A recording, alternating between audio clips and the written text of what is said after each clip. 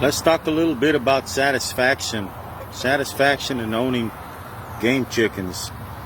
Okay, a lot of people, they like to go out and obtain the best bloodlines they can, or buy the best battle cocks they can from a prominent breeder, somebody that's been out for a long time, and then go show them and take all the credit for what somebody else accomplished. If that's your thing, well, that's fine, but there's a lot of people that get satisfaction of breeding their own chickens, making their own chickens better than what they started with. That's what you call satisfaction. Breeding a chicken and going to the pit and showing them and winning with something that you produced, something that you made with your own thoughts and your own selection. That is what I call satisfaction.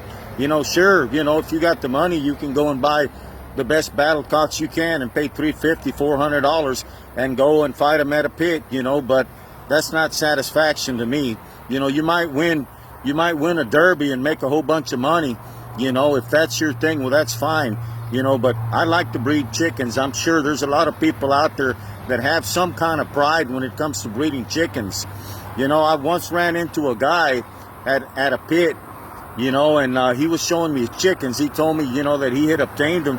I'm not going to mention the breeder's name, but that he had obtained these chickens from the breeder himself, and that he was probably going to win the derby because he paid a bunch of money for these chickens. Well, needless to say, the derby gets started, and I went ahead and got called up my first fight, and believe it or not, I ended up matching against that guy that I was talking to at the pit. Well, needless to say, 2 pittings and it was all done. Of course, we were showing in the short knife, but it just goes to show, that just because you buy chickens from a prominent breeder doesn't necessarily mean that you're going to go out and win a derby with, the chickens because you got them from a well-known breeder.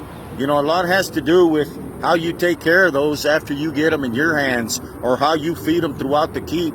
It's not just the rooster, that'll put W's on the board. It's the man behind the cup, that also the handler, the healer, that also plays a big role in you coming out victorious that day with your roosters. This is just something I wanted to share with y'all,